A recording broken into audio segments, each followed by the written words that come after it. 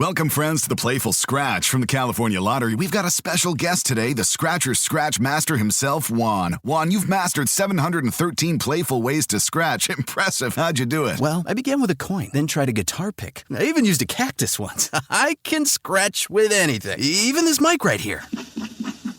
See? Well, there you have it. Scratchers are fun no matter how you scratch. Scratchers from the California Lottery. A little play can make your day. Please play responsibly. Must be 18 years or older to purchase player claim. For the best listening experience, headphones are recommended.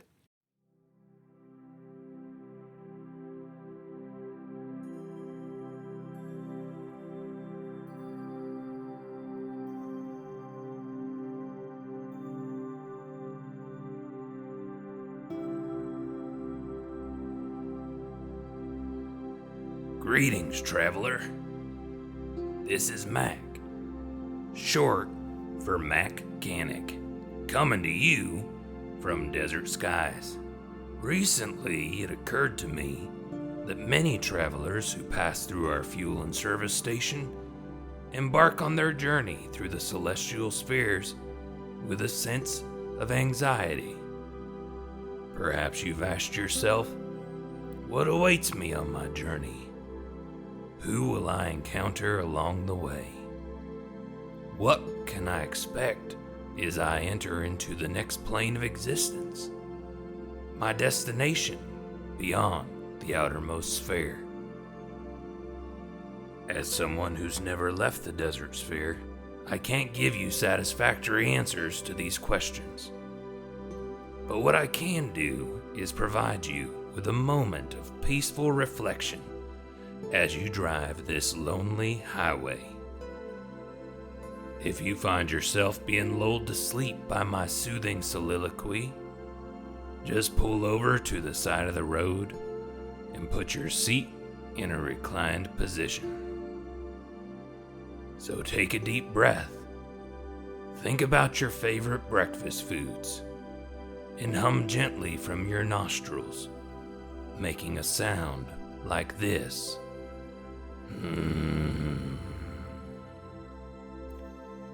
Beautiful. Let's begin. The desert sphere is a majestic and wondrous place. Its unparalleled beauty is most prominently displayed when the desert is awash in the gentle light of our moon. Fortunately, it is always night in this sphere, and therefore always beautiful.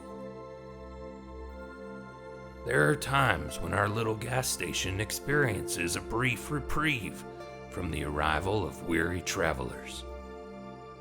A moment of stillness and tranquility, nestled safely in the eye of the storm that is work and responsibility. It's in these moments that I will often find myself standing outside, basking in the quiet that is occasionally, but wonderfully, interrupted by the sound of a buzzing insect, the low-pitched croak of a desert toad, or the howl of the majestic coyote. Occasionally, if the time allows, I'll embark on a brief hike across the desert, following the path that borders the sand wash and experiencing the many facets of this mysterious place as I move along. Would you like to join me for this brief adventure? Wonderful. I'm glad to have the company. We begin our journey by crossing the astral highway to the desert yonder. The asphalt has a feel that is distinct beneath our feet. It is not dirt or linoleum, sand or concrete. It is asphalt, and the slightly elevated temperature of a desert night releases the road's distinct and hearty odor into the air. You breathe it in and think about all the travelers who have driven through where you now stand. You may wish to rest here for a moment, perhaps stretch out for a brief nap, on the warm and comforting highway floor.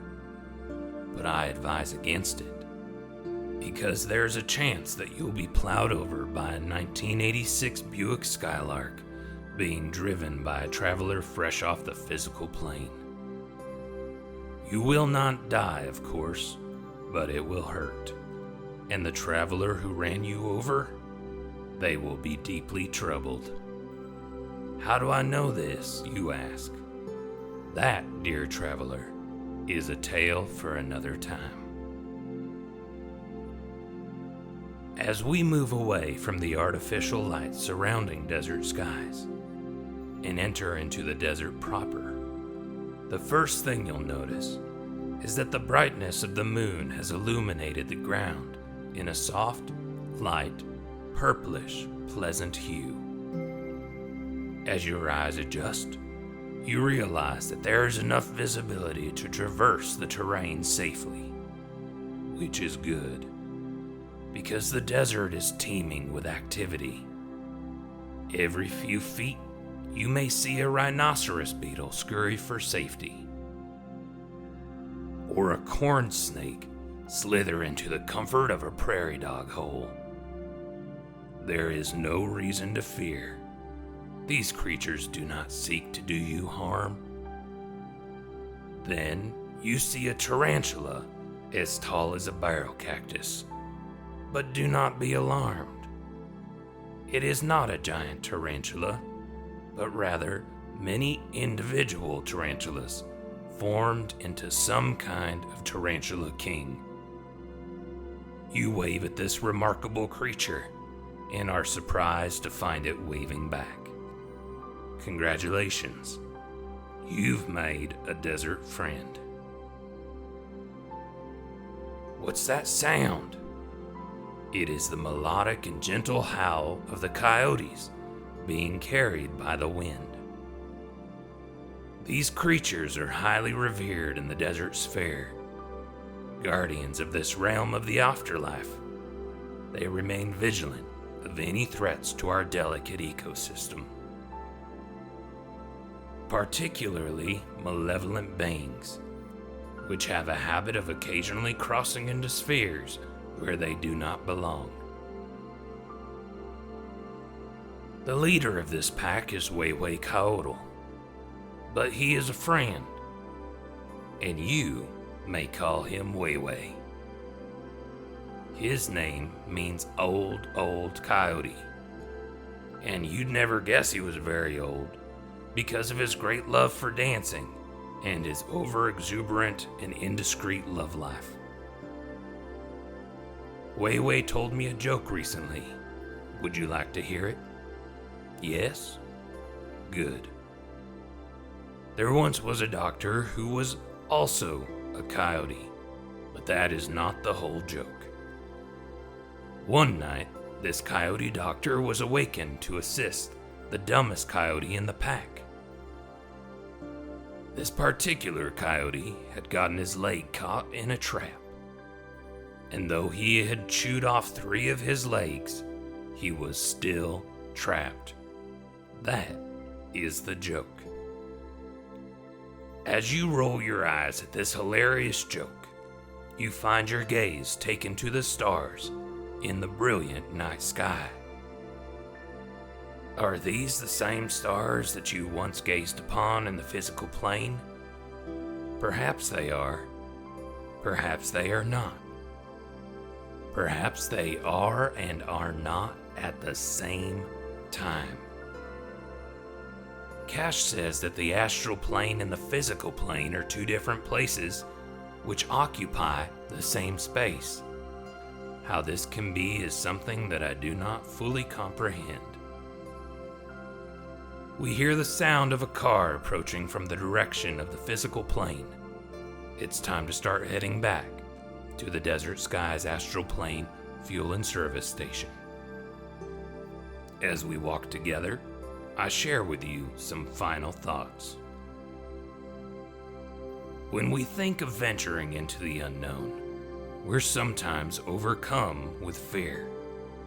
We allow ourselves to think that of all the available outcomes, the worst outcome is the most likely. Perhaps these fears are born of painful experiences that occurred to us in the physical plane.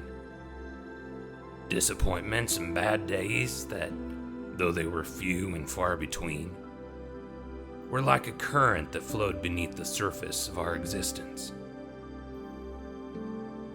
While I do not remember my life on the physical plane, and have never driven down the astral highway you find yourself on now, I do remember what it felt like to step into this desert for the first time.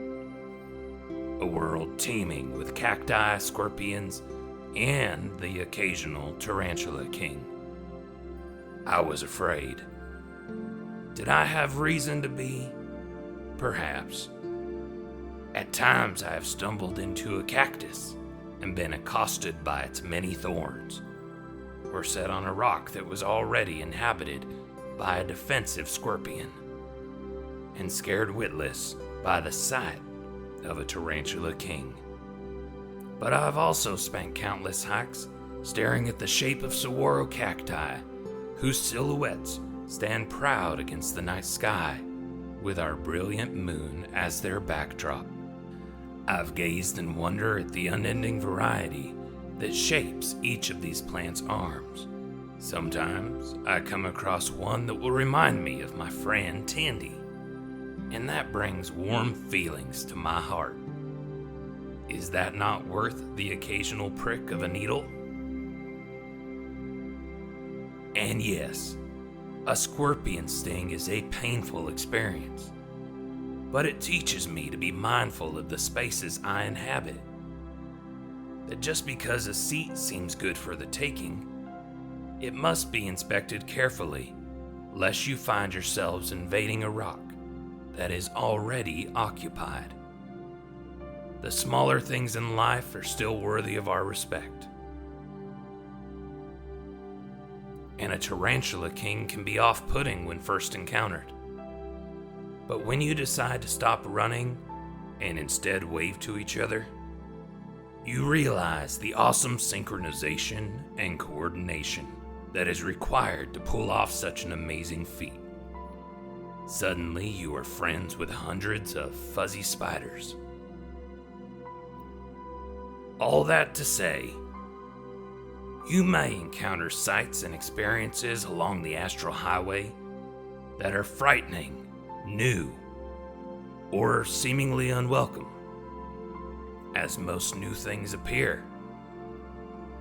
But though this road is different than the one you used to travel, it is just one more cruise in your continued existence that is filled with mystery and wonder. Whatever lies ahead, remember that the good will always outweigh the bad if we're willing to look for it. The cosmic balance is weighted in your favor. Hopefully by now, you feel a little more at peace with the path before you.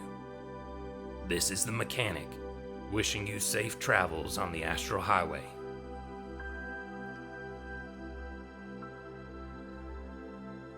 That was really beautiful, Mac. Oh, hey Tindy. I didn't hear you come in. I should have asked to use the transmitter first. Sorry about that. You didn't hurt anything. Besides, I think your story will help a lot of people. You really think so? I do. Feel free to do it again sometime. Thanks, Tindy. I think I will.